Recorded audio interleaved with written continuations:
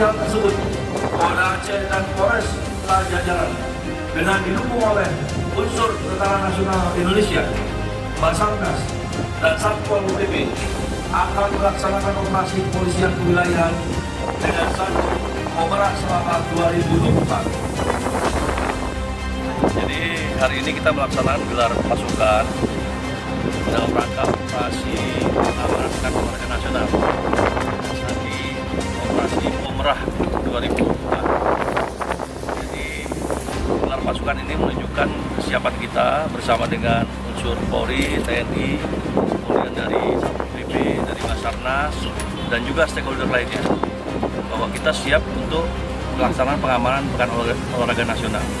Pengamanan ini bukan hanya untuk dilaksanakan pada venue-venue tempat pelaksanaan pertandingan,